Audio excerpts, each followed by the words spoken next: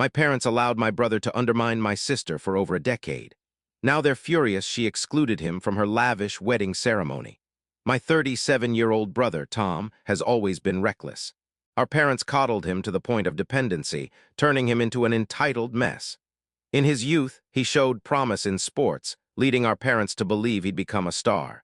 The problem was his lack of discipline to achieve that potential.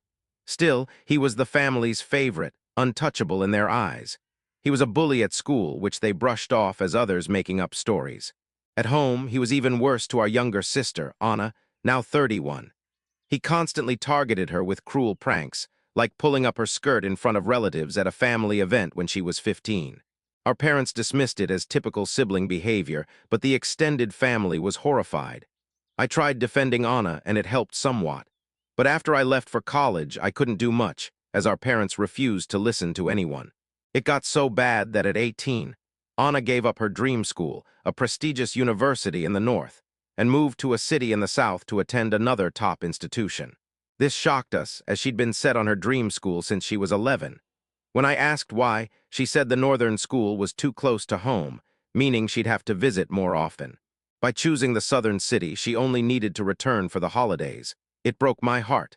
After leaving, she stuck to that plan. She came home only for the holidays and my wedding. This frustrated our parents, who felt she was abandoning the family. I stayed quiet and let them vent, avoiding arguments. They expected her to move back after graduation, but she didn't. She landed a job in the south and stayed there. To clarify, we're from a rural area up north. Anna met Ben, a great guy aged 36 years ago. The day she met him, she called me, raving about him in a way I'd never heard before. I've met him several times when visiting Anna, and he's fantastic. He's charming, funny, successful, comes from a good family, and treats Anna like she's the center of the world. It's heartwarming. After meeting him, she cut back on home visits even more, spending her first holiday with his family. Then the health crisis hit, keeping her away for 3 years. On her first holiday back, Tom started his usual antics, trying to steal the spotlight. When the family focused on getting to know Ben, Tom planned a prank on Anna. He grabbed a large bucket of water to pour over her. Ben saw it coming, stepped in front of Anna, and warned Tom to stop. Ben, tall and trained in martial arts since childhood, can be intimidating when needed. Our parents tried to downplay it as a harmless joke, but Ben wasn't having it. Tom whined that it was just a prank, and Ben warned that if he tried it again, he'd regret it. Anna and Ben left shortly after. Tom and our parents argued with Ben, and Anna hasn't returned home since. That brings us to now. Anna and Ben are getting married. They sent out invitations months ago for a summer wedding, but Tom wasn't invited. Our parents were livid and had a huge fight with Anna. They threatened not to attend, and Anna calmly said she'd have our grandfather walk her down the aisle instead. Last weekend, I visited their house with my kids, and my mother immediately started complaining about Anna and the wedding. I listened for a while before I'd had enough. I asked her what she expected. She and my father had let Tom be the golden child, getting away with everything.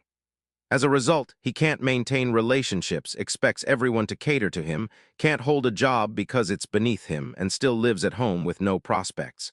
He's a bully I don't trust around my kids unsupervised. He tormented Anna throughout her teenage years, forcing her to move hundreds of miles away to escape and rarely return. My mother went silent and asked me to leave. Hours later, my father called, furious that I upset my mother, and sided with Anna, whom he called ungrateful. This led to a massive argument where I told him he'd been a terrible father to Anna and didn't deserve to walk her down the aisle.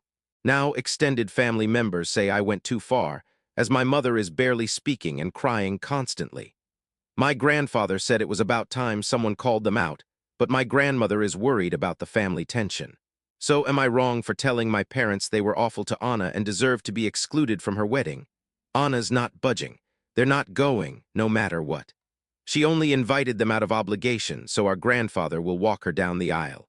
Anna clearly chose a great partner, but if our parents can't handle the truth, they need to deal with it.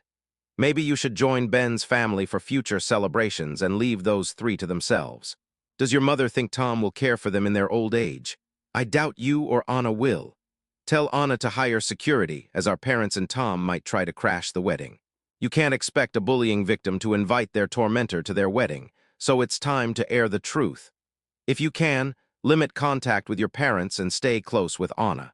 Avoid posting about the bachelorette party or rehearsal dinner on social media. Tom might try to sabotage the venues. Your mother's tears are her own doing. She ignored Anna's suffering for years, then played the victim instead of owning it. It's pathetic, and Anna's better off far from that environment. She's built a life of peace, respect, and boundaries, things your household never gave her. She's not bitter, she's healed. And healing meant cutting out those who laughed at her pain and stayed silent during her humiliation. My wife, 30, and I, 33, finally had a night out, something rare for us. We enjoyed dinner, drinks, and a great time. Living in a safe, affluent neighborhood, we decided to walk home through a park for a pleasant end to the evening. Two men approached us, claiming to have weapons, though we couldn't see them clearly, and demanded our wallets and phones. We complied, shocked and terrified, but it didn't stop there. One demanded we remove our clothes. Panicking, I wondered what to do, fight back and risk harm. To avoid escalation, I took off my shirt and gave it up. My wife, hesitant, did the same, and we were left in our underwear as they fled. We flagged down a car, got help calling the police, and filed a report, but the officer seemed indifferent. The next day, my wife shut down emotionally. I thought she needed time, but today she snapped, angry I didn't defend her. We canceled our cards and filed a report, but we argued heatedly. I don't know what she expected. They seemed armed, outnumbered us, and we had no weapons. We lost items but were unharmed. Isn't that the best outcome? Am I wrong for prioritizing safety over bravado? Phones and cards can be replaced, but lives can't. You're not wrong. You chose life over pride, and that's what matters. Unless you're a trained fighter, you did the right thing. Being robbed sucks, but it's not worth dying for. Your wife might have wanted you to plead for her dignity, to spare her the humiliation of stripping. As a woman, that moment feels especially violating. You shouldn't have fought, but she might feel you could have asked them to let her keep her clothes. This was traumatic, and you may need therapy, together and separately, to process it. Years ago, my parents were mugged on vacation in a European city. A man with a knife demanded money, and my father refused, daring him to attack. The mugger fled, but my mother was furious, saying my father nearly got them killed. She told that story for years. My friend's getting married this weekend, and I'm in her bridal party. A month ago, she asked in our group chat who could stay over the night before to help with mourning preparations. I agreed, but as a military member, I'd told her 2 years ago my participation depended on deployment. Last week, I learned I'm being deployed for 6 months to 2 years, leaving a week after the wedding. My family can't join me, and my spouse can only visit on weekends. I won't return home for at least 6 months. Last night, I asked when I'd be needed if I didn't stay over, and she said 6 a.m., insisting I stay the night before as she couldn't make changes. I hadn't mentioned my deployment, but explained it then, noting my back issues make sleeping on a couch or floor risky before deployment. I also want to spend my last nights with my family. I wake at 5 a.m. daily for a run, so I'm not worried about oversleeping.